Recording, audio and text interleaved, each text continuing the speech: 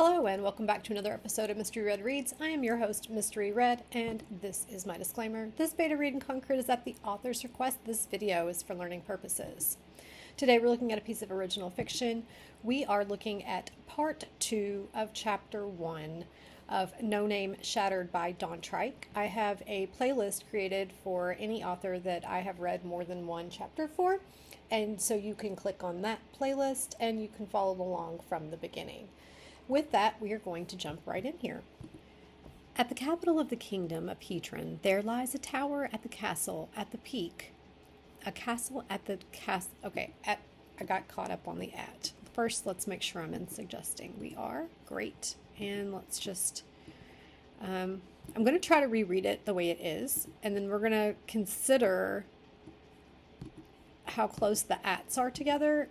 I don't know if I was reading it silently, if it would bother me, but I immediately grabbed it when I trying to read it out loud.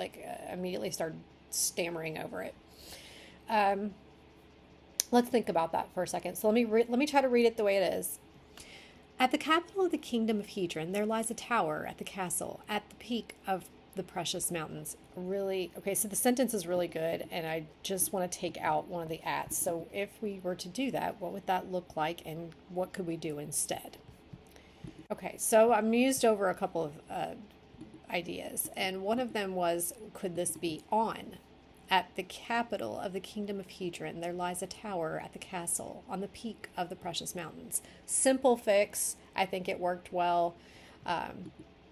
The other thing I toyed with, and you might play with this more if you like the idea, although why I hesitate with, I'm going to make the suggestion, then I'm going to tell you why I hesitate. And I can tell you now, I hesitate because it's a little bit of a long sentence, and by doing my second suggestion, it would make the sentence probably longer, and I don't know if you want to do that. So the simplest solution is to just swap at for on and move on. But what I was going to say is this is an opportunity where you could say something pretty about, pretty-ish or visual about the peak of the precious mountains. Like maybe they have a look about them. Are they snow-capped? Are they shimmering? Are they glistening? Are they sparkly? Are they gloomy? Are they ominous? There's just an opportunity to use an adjective there if you wanted one in lieu of having at. At castle cresting the snow-capped peak of the precious mountains. I'm being very generic just to kind of give you an idea of what I was thinking. But the problem with that, again, is the sentence is already long and you don't want to make it, I don't know if you want to make it longer. So simple fix, swap it to on and move on. And with that, we're going to move on. Just outside the tower, on a balcony, pieces of what used to be a very fine cup lay shattered amongst splattered tea. Okay. All right. There's nothing that doesn't work about that. It is kind of wordy, and when I say wordy, it's connecting words that I'm noticing a lot of. The, on, a, of, what used to be a, and maybe not what used, but of, to be a. I said lay, shattered. Why is it, it once scattered? Interesting. So I can understand pieces of a balcony being shattered. Why does I don't know. Splatter tea. Okay, here's one thing that may be making me go, could be that we have what I'm going to call a sound echo. If you followed some of my other videos, you probably have heard me use that term before, and what it's in reference to is that the words are not the same, but the sound is the same, close together, and sometimes it's kind of, I don't know, sometimes it's fine, and a lot of times if it's intentional, it's fine. Sometimes it's okay. Maybe it's a personal preference. I always look for anything that would detract my reader from my story, and bring the attention to the words and not the story. Okay, then I want to make a change. Just outside the tower of a balcony, pieces of what used to be a very fine cup lay shattered amongst splattered tea. It just, I don't know. It's a word echo or a sound echo, and on that sound echo, I find it a little bit distracting. I'm going to notice it. I did notice it, and I'm just going to move on from it. Standing just above the cup was a woman draped in a simple nightgown with shoulder length hair blacker than the night sky above. Her pupils were white and iris dark and opaque. Okay, dark and opaque. Are they synonymous? I feel like they kind of are. And the technical definition of dark is little to no light, and opaque is, not transparent and not able to see through, which typically you can't see through the dark. So I would pick one or the other. What I will do right here is just highlight that. Suggest choosing one of the two, as it seems a little redundant. Okay. Large, almost luminescent, pure white wings protruded from the woman's shoulders as a wide, thick halo hovered over her head. This woman looked on unblinkingly, slack-jawed, at the moon as it shattered before her eyes. We have another as. What were we using? Blue. Okay, so we have two as, and it just seems like it's kind of, when we start having more like and, or as, when we start having connecting words, repetition throughout a sentence, it kind of starts to lean toward a run-on, which I am notorious for, no joke. Not gonna lie there. I've gotten a lot better, but I was absolutely notorious for having like paragraph long sentences with like 7 commas. Okay, I've come a long way. This woman looked on unblinkingly, slack-jawed at the moon as it shattered before her eyes. Okay, what I would suggest is ending the sentence here and saying fiery. Oops, I don't mean to do that. Fiery. And with objects, since you're starting a new sentence, I'd probably change it to something like debris or red. I don't know. They're not stars, and and since you're dealing with kind of some moon and stars type stuff, you don't want to. Fragments, maybe fragments rained down on. You could elaborate here a little bit since you're making a second sentence. So you could, what I'm going to do is I'm just going to say notes and video rather than try to explain all this because I've kind of told it to you. So let's just do that. Yeah. So you can expand a little bit on the other side, if you wanted. And in lieu of objects, you could say debris or fragments. When I think objects, no joke, if I think of objects falling, my brain just, because objects could be anything, I immediately start thinking of like tables and chairs and silverware and cats and dogs, and just my brain goes to wild places. Objects that could be anything and everything, and it's all falling from the sky, even though we know it's pieces of this moon as it's falling. But that would be, so if it was fragments of a moon, it would be literally fragments or debris or, what else would you call it? Any other word, but a tad bit more specific than objects. But you have opportunities there. All right. A pounding at a nearby door brought her to her senses. Queen Alana, we have an emergency. Meteors are falling from the sky. See, there we went with meteors. The urgent voice of a man passed through the door. Are meteors... Oh, new sentence. Okay. She headed back into the tower and into the glorious bedroom. Okay. I'm going to pause there and highlight that to hold a thought for me. We're going to use like a peachy color. She headed back into the tower and into the glorious bedroom. She moved. Oh, we're going to highlight this too. Okay. She headed back into the tower and into the glorious bedroom. She moved with purpose past the extravagant furniture lining the walls. I'm going to pause myself now that we finished that sentence, and I'm going to say, rather than say she moved, you can make this active and change it to moving. Okay? Super easy fix. And then I'm going to suggest omitting glorious. And the reason being, it's not relevant. However spectacular and grand, it's not relevant to our action. So you got meteors falling from the sky. The moon is shattered, okay? By the way, let me back up just a little second. So you had a sound echo here and here.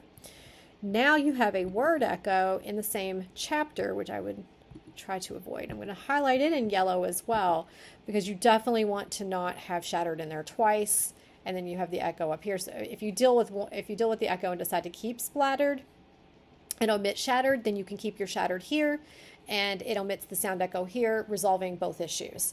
So that's one thing to think of, one possibility to consider. Okay, and then we are going to go back down here. All right, and call Captains Marigold and Manty. Should captains be apostrophe if there's more than one captain? Apostrophe S, more than one captain. Call Captains Marigold and Mantle, although we're not talking about ownership of something. So no. Oh, goodness. Okay, so I have to reason through. It's odd to see captains, plural, in this, I guess, and we don't read it this way that often. Yeah. Okay. In this context, that's what I'm trying to say. We are warming up right now. We're warming up, but we're going to get there. Okay. She headed back into the tower and into the glorious bedroom. I'm going to read it the way I suggested it. I apologize. She headed back into the tower and into the bedroom, moving with purpose past the extravagant furniture lining the walls. Call Captains Marigold and Manty. Order both to gather a squad and bring water and light seraphs with them. I will accompany them. She stripped off her gown and reached into a closet, pulling out white denim pants and jacket, slits running down the back that led to holes toward the shoulders. Where is Charlotte? Have you alerted her? No, ma'am. Princess Charlotte is... The soldier's words trailed off. Let me guess. She's out drinking again? Alana asked. Yes, ma'am. She's been doing it for some time today, earlier than usual. Alana sighed with irritation. Okay, so her sigh in this context implies her irritation, so I suggest omitting that. Alana sighed. Damn that girl, always at the worst times. Find and sober her up as fast as possible. Yes, my queen. The sound of armor clanged away from the door. I'm wondering something, and I just kind of want to wonder it out loud. I'm not going to go in deep. I'm just going to wonder it out loud. Partly so it stops distracting my brain. She headed back into the tower and into the bedroom, moving with purpose past the extravagant furniture lining the walls, which, by the way, this was a much better placement of having the detail of the furniture.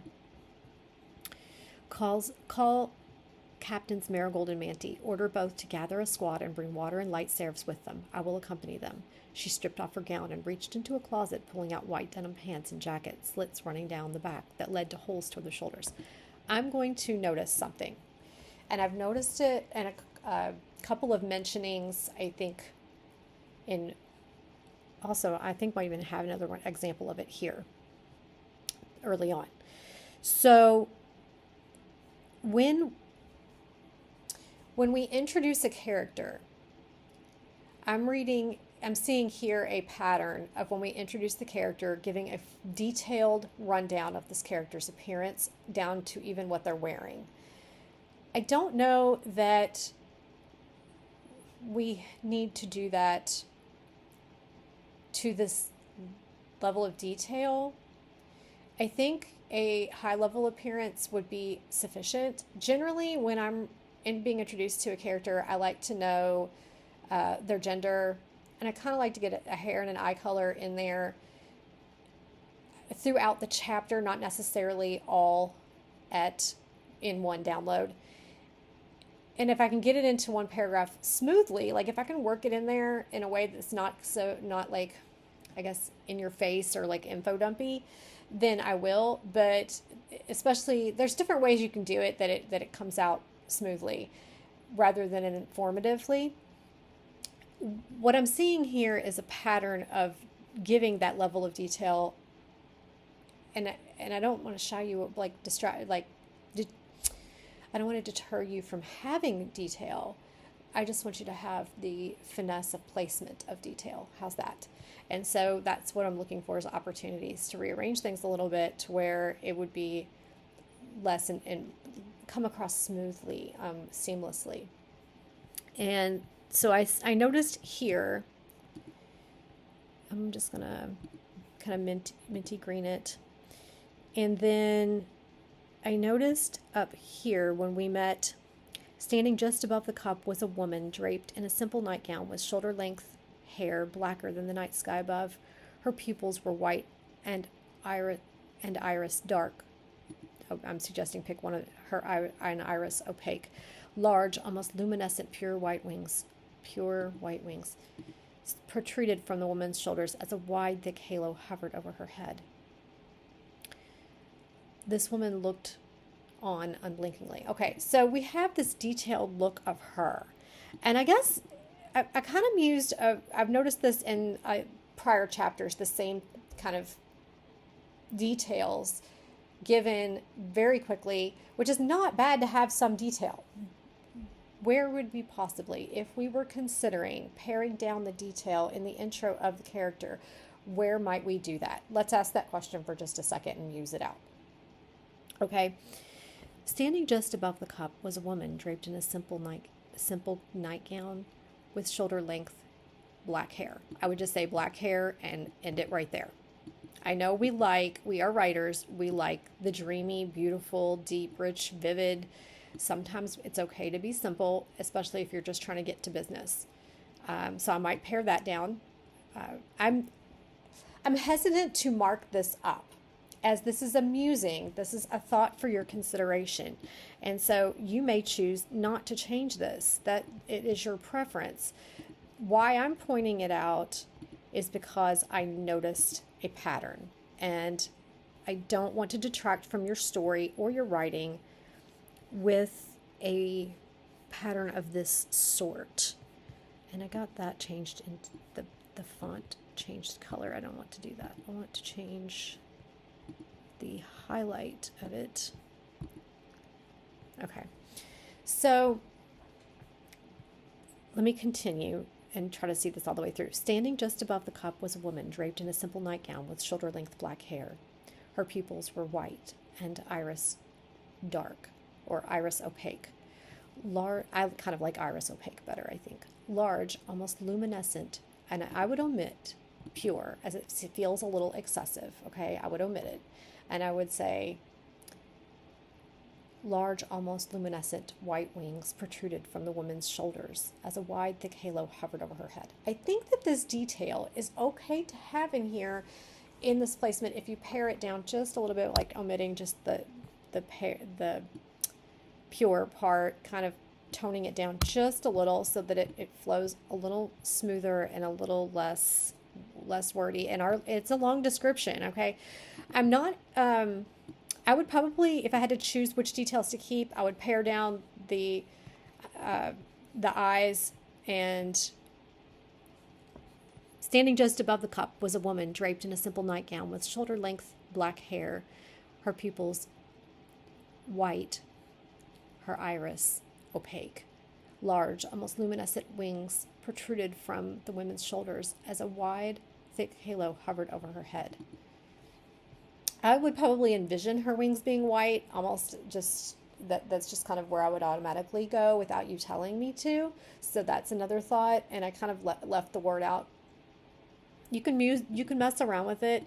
What I'm actually looking for here is a little bit less to pare it down, and I would definitely look back at your other intros to each character in my prior read and in my initial read, and look for, hey, this character was introduced. How heavy-handed was I in my description right off the bat?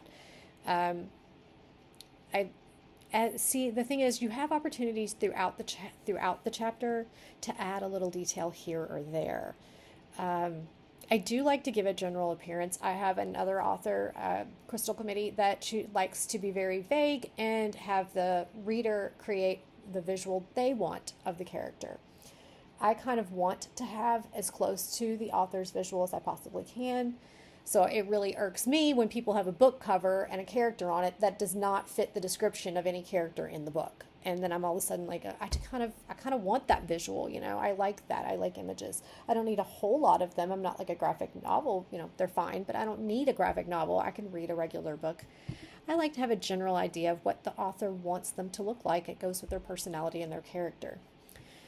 So with that, it's a bit tricky, and you're trying to make sure that the reader knows that this is an angel.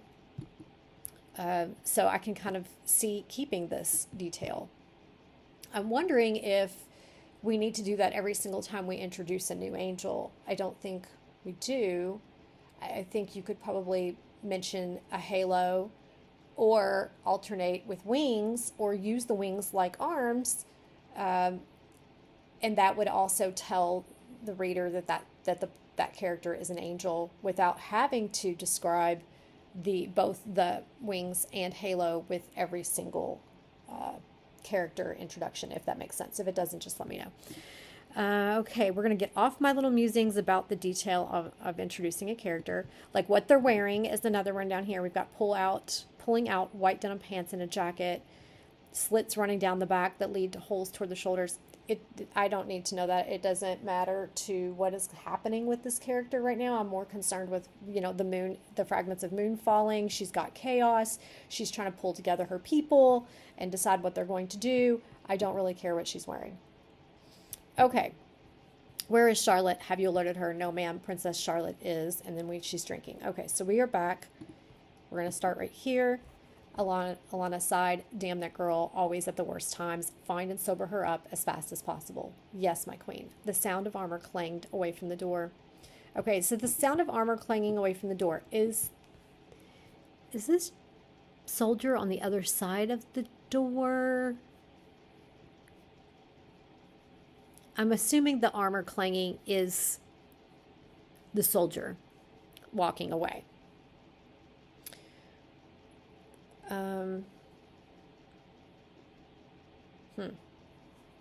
Was she in the room with her, or was she speaking to her through the door? I'm kind of unclear about that. She headed back into the tower, into the bedroom. She moved with purpose. She got dressed. She's looking. Where did the soldier? A pounding at a nearby door brought her to her senses. Queen Alana, we have emergency. Meteors are falling from the sky. So this message is passed through the door. So she never came in, and these are retreating steps. Okay. Clanged away from the door. Clanged away from the door. I get the clanging of the armor.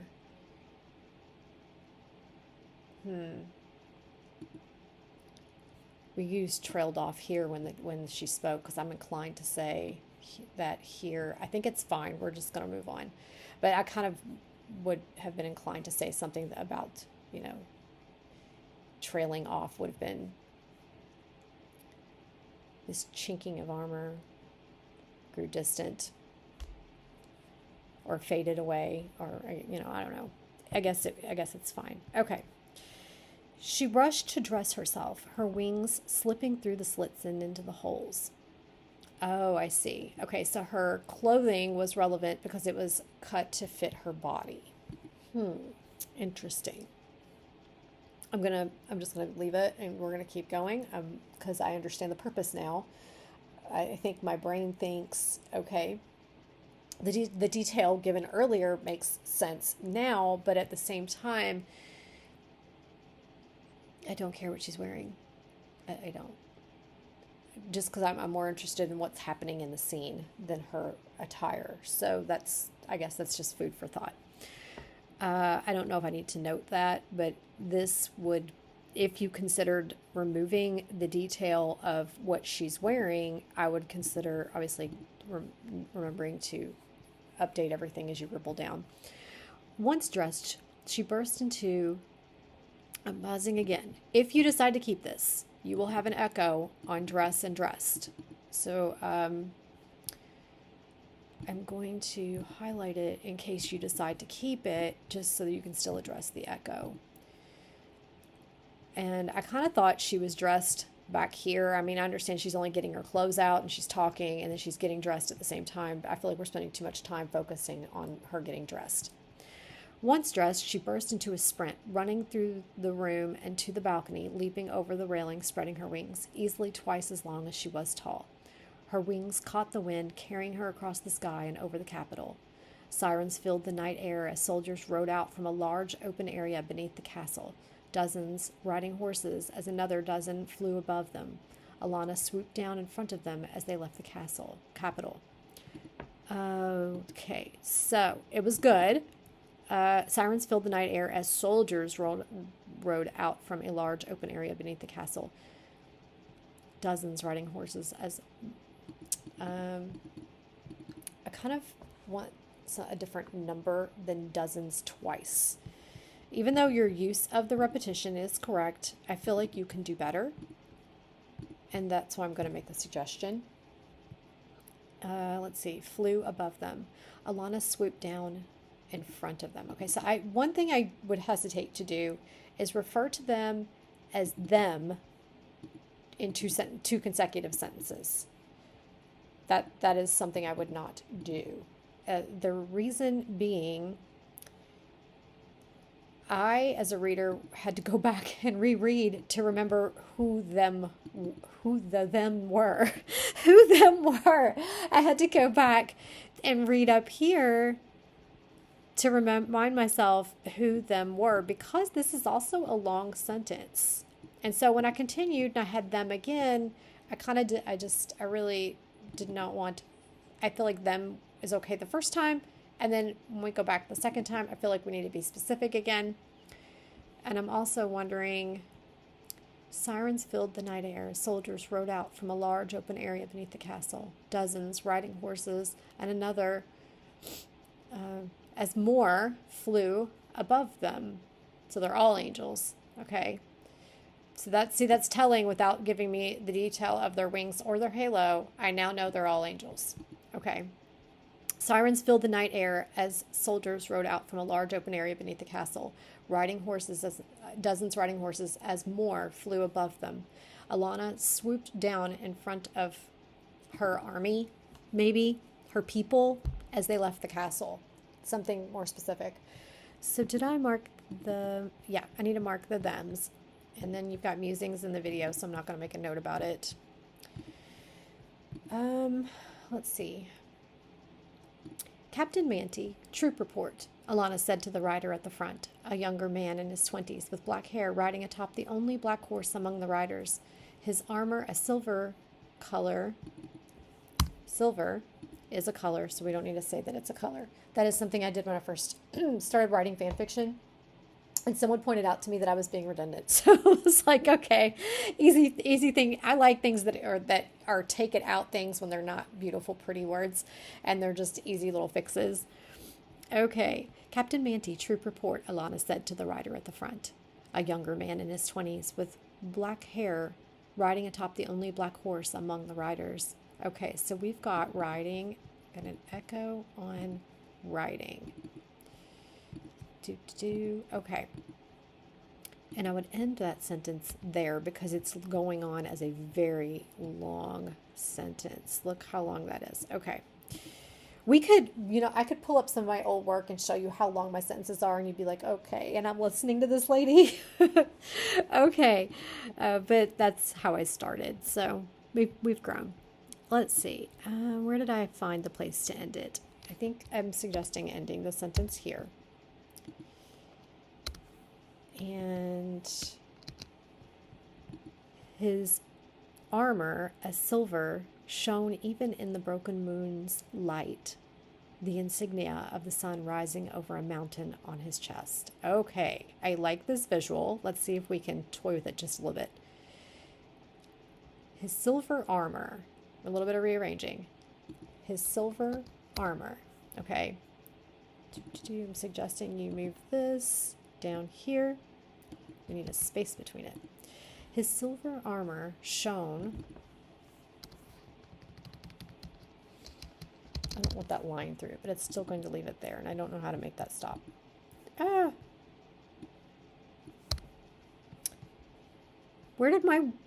lost my word when I did that. There we go. Let's try it. His silver armor shone even in the broken moon's light, the insignia of the sun rising over a mountain on his chest. Silver moon's light. Oh, yes, I would like a comma there as well, I think. I don't think we need to do all that. We could just put a little comma there, and it works just as well. All right. The riders behind Manty all wore similar, bulkier armor, 4 of which had halos. 14 riders, 12 angels, and 4 seraphs are in company, my queen.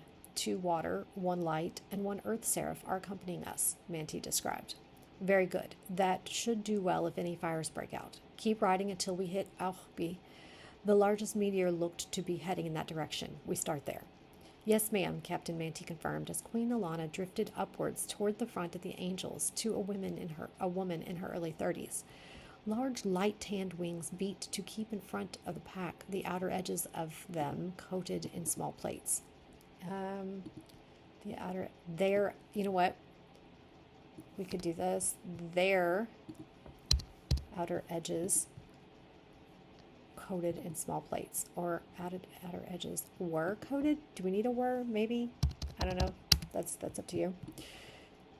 The only gaps between her wings' joints. Just beneath the helmet flowed red hair behind her.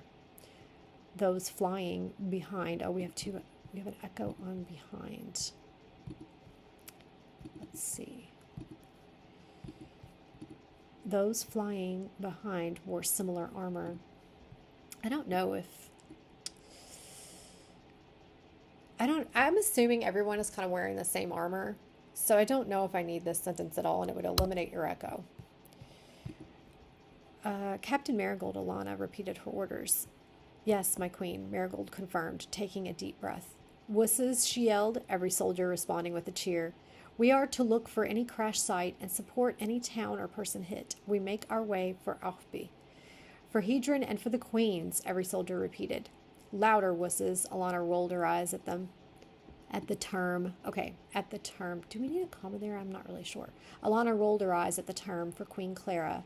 Marigold yelled once more. For Hedron and for the queens, the soldiers yelled even louder. Alana couldn't help but smile as their cheer filled the night air. That's right. Now keep moving. Those that can't pull their weight will be on cleaning duty for the next year. Marigold laughed, pulling ahead of the pack. Marigold. Don't pull ahead when it's this dark, Manty yelled, a warning from beneath her.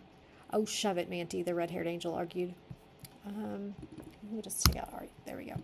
I'm not that stupid to do so when the moon is crashing down on us. It's not my fault your pony is slow. Licorice isn't slow. She's the fastest around. Marigold chuckled. I never get tired of that name. What? It's a great... Enough, both of you, Alana interrupted. This is not the night to argue like lovers. We do not know what to expect, and bickering will not help, especially if we are to find survivors.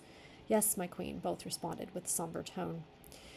Lovers, Marigold stuttered under her breath as she rose in altitude, catching a better view of the dark horizon. The glow of white needles of Auchby's wispy pine easily spotted in the moonlight. I think we need a were. Were. There we go. I'm thinking I write the same way, omitting some of these connecting words when I can, and sometimes we need them. I don't know. Sometimes I feel like it's a personal opinion. Certain people would definitely be it depends on how picky you are. So really, that goes there and you put it there, but whatever. I'm kind of more flexible that way. I kind of wanted one, so I tucked it there. My queen, Marigold spoke. I'm not seeing any destruction in town, but I am seeing smoke in the wispy woods. I can so far confirm lack of damage, Manty, Alana said. Manty, Alana said. Okay, wait. This feels incomplete. Where's the rest of it?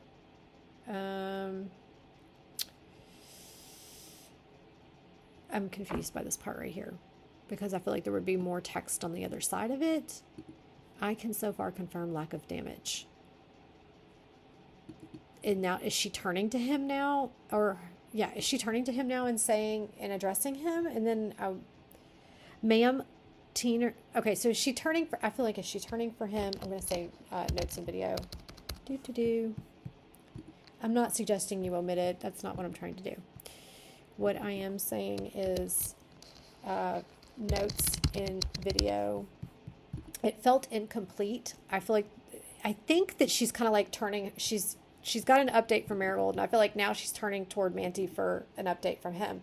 So you might move this to the other side as she's finished up her conversation with Marigold and is now turning toward him, and I kind of expect that on the other side of this, or I expected something to happen that finished this sentence.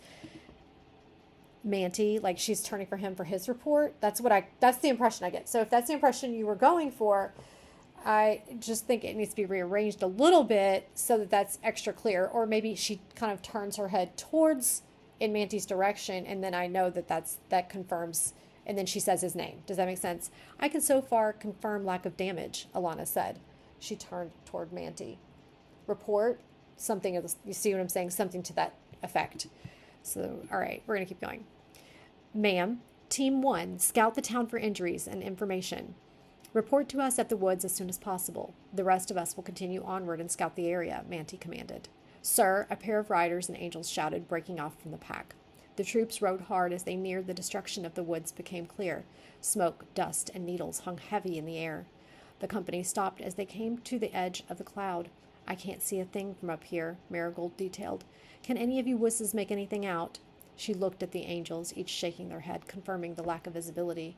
Marigold, we will take it from here. Your squad will be best elsewhere, Alana informed, falling slowly down to the ground. Okay, she's not falling, she's descending. Let's see. She could land. She could just land. Alana informed, wings flapping to show her descent. Okay, if you say you can omit this and just go with this, and that is literally telling me she's landing. Alana informed, wings flapping to slow her descent, folding them the moment she landed. I don't know if I need that. I'm assuming that, when she landed, she's putting her wings away. I don't know. Take the angels, the earth, and one water seraph, and begin scouting for other meteors. Yes, ma'am. You herder wusses, you and you, come with me. Marigold pointed to 2 of the halo-adorned seraphs. Let's move. With that command, the ones chosen left to fulfill their duty. Soldiers, we walk from here, Manti ordered, as he dismounted. The horses will be useless in the debris. I need you two to stay and keep watch over them. All right, we don't want to have an echo there, so let me highlight it and just make, this is a place to make the horses, them, over them. All right. Oh, I'm suggesting you omit that. It'll address the word echo. There you go. The 2 stood at attention in unison. Okay, sir. The rest start wide in the forest. Maybe I might need a comma right there, because we're addressing the rest of them. The rest start wide in the forest. We don't want to miss anything. I need the way lit. You will stay just ahead of us and light our way. Okay, so I feel like that you've said I need the way lit, so now I know they're going to illuminate. They're going to light it up, so I feel like this is redundant. Okay, there we go. He instructed a seraph. I don't want to overlook any detail. As for our waterfront here, stay behind me and the queen. The rest of you, if you notice any flames, call them out. Sir, a female guard with a very thin halo saluted, raising her hand as her halo brightened. A cube of white light twice the size of her fist formed inches above her palm. They walked slowly through the woods. The devastation became clearer as they marched. My apologies, Your Highness. I should have known to bring a wind seraph to get rid of this cloud, Manti whispered. No need for apologies, Captain. This is unprecedented, even I have seen nothing like this. Alana calmed his worries. At the back of her mind, a flurry of thought about what this damage to the moon might do to the planet. The destruction of the wispy woods matched the cloud's thickness. The scar on the land grew the farther they went. I kind of wondered, right here, Alana calmed his worries. At the back of her mind, a flurry of thought about what this damage to the moon might do to the planet. I wonder, I think it's fine, but I'm kind of wondering if this isn't an opportunity for you to, in lieu of saying that that's what her mind was thinking about, letting them be her direct thoughts, if that makes sense. So you can literally have her, are we going to experience a pole shift? Let her thoughts go. Are we going to experience a pole shift? Is the sun still going to rise and set the same? Did the moon did it control their gravity? Is our plant life going to be, just let her mind kind of go on. It doesn't have to be a whole lot, like one or two. She could have one or two internal thoughts of what her worries are without you telling me that she was worried. And then we can experience her worries with her, and that'll pull us in a little bit closer to her. Let's see, musings, Mustangs. We're having Mustangs now. Musings in video. So it's just an opportunity there for you to to be more specific and let the thoughts be her direct thoughts, which will really pull us into what she's experiencing. Okay.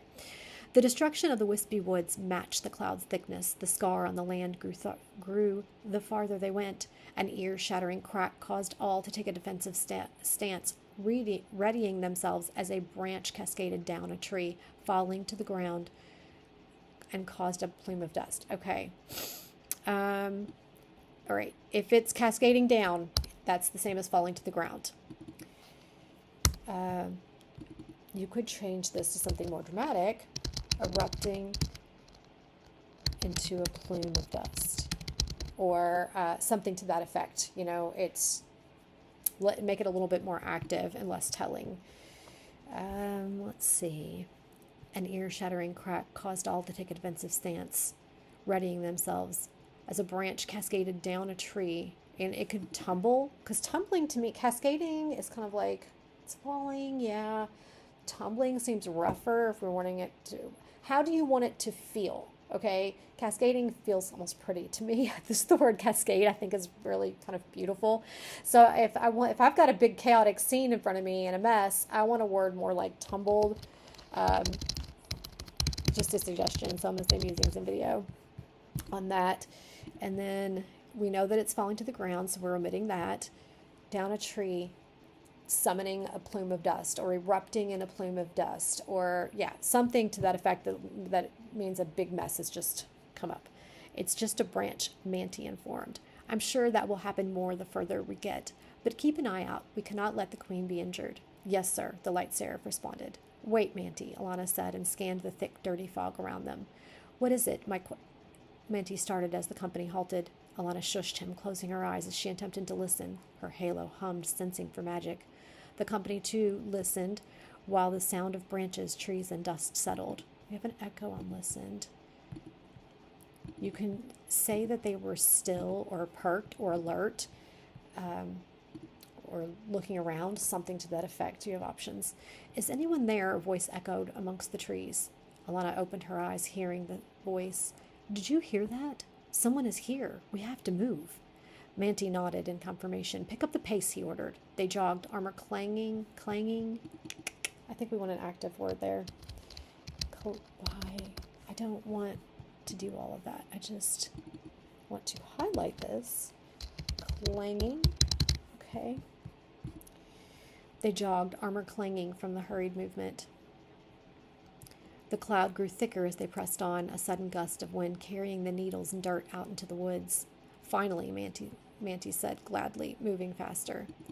I don't get that. Let's see.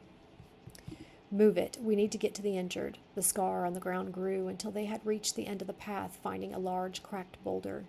Halt, Manti commanded. The path ends here. Look for blood, footprints, traces of magic, anything that can... Captain, we found one. All in attendance ran towards their fellow guardsman's voice through the wounded woods, locating not only the soldiers that made the call, but also a young, white-haired seraph standing near them, arms raised. Captain, we found her walking through the woods, one guard explained as the woman blinked. We searched her. The only thing she had on her was a pencil. Thank you both. At ease. Are you injured, miss? Manti asked, coming to the Phi. You're safe. You can put your arms down. Yeah, no, I'm fine, she said, lowering them so we can omit the echo there. Okay, there. You can make this a them. Okay. Right. I came to look at the crash when the wind kicked up a blink ton of dust into my eyes, and it hurts like a blink. I can barely see a blink thing right now. Oh, but the queen looked shocked at the language used in front of her. I should be able to help, Captain. The rather large, well-built male seraph with light brown hair that went down to his shoulders walked in front of Phi. Okay, so our queen is here. Manti's questioning this seraph they've come upon. We're in the queen's point of view, as far as I can tell, though we don't have a lot of internal thoughts from her so far. And I'm wondering, as I go back to the breakdown of what this person looks like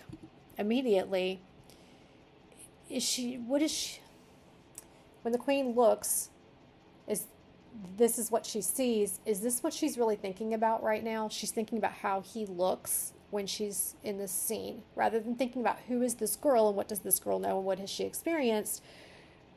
Are we thinking the rather large, well-built, oh, that Seraph's pretty well built. Ooh, I like his hair. Look at that. And, that's not realistically what's going on in her mind. So remember, you're in her mind, and what is she thinking about?